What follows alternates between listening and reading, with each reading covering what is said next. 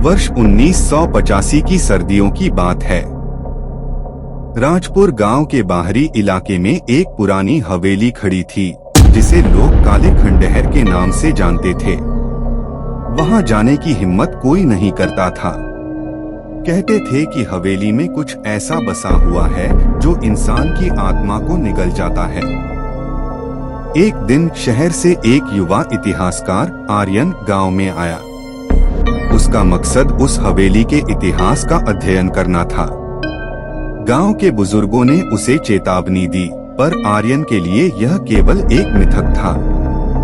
हवेली के अंदर जाते ही उसे अजीब सी ठंड महसूस हुई, जैसे कि हवाओं में कोई गहरे राज छुपे हों।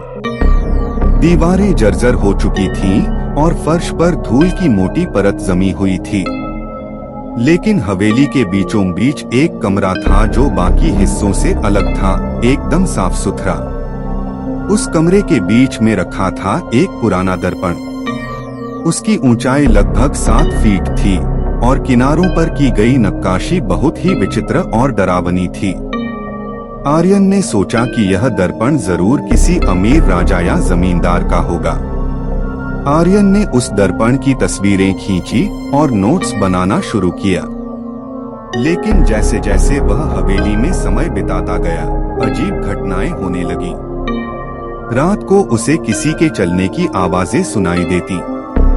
कभी कभी दर्पण में उसकी खुद की परछाई भी अजीब तरह से हिलती डुलती नजर आती।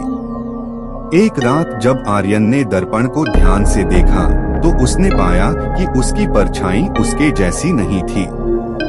वह उसे घूर रही थी, मुस्कुरा रही थी, जबकि आर्यन खुद बिल्कुल सीधा खड़ा था। डर और जिज्ञासा ने आर्यन को उस दर्पण की सच्चाई जानने पर मजबूर कर दिया। उसने गांव के बुजुर्गों से बात की। तब उसे पता चला कि वह दर्पण कभी एक अमीर जमींदार के घर का हिस्सा था। कहा जाता था कि उस जमींदार ने किसी तांत्रिक की मदद से उस दर्पण में अपनी आत्मा को अमर करने की कोशिश की थी, परंतु प्रयोग विफल रहा और जमींदार की आत्मा उसी दर्पण में फंस गई।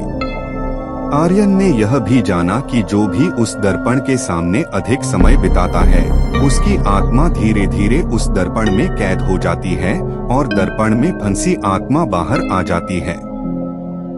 आर्यन ने हवेली छोड़ने का निर्णय लिया, लेकिन जब वह जाने के लिए मुड़ा तो दर्पण के अंदर से एक ठंडी आवाज आई, तुम अब नहीं जा सकते। आर्यन ने मुड़कर देखा तो उसकी परछाई उसकी ओर बढ़ रही थी।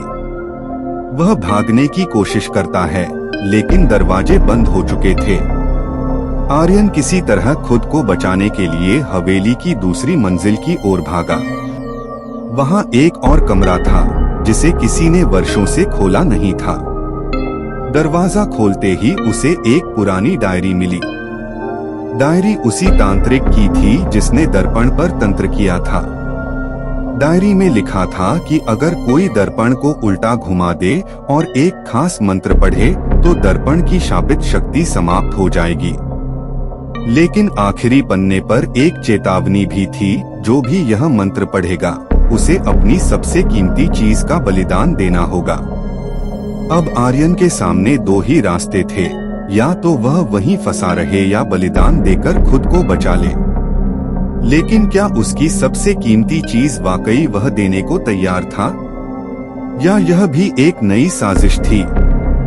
दर्पण की रहस्यमय कहानी अब और भी खतरनाक मोड़ ले चुकी थी।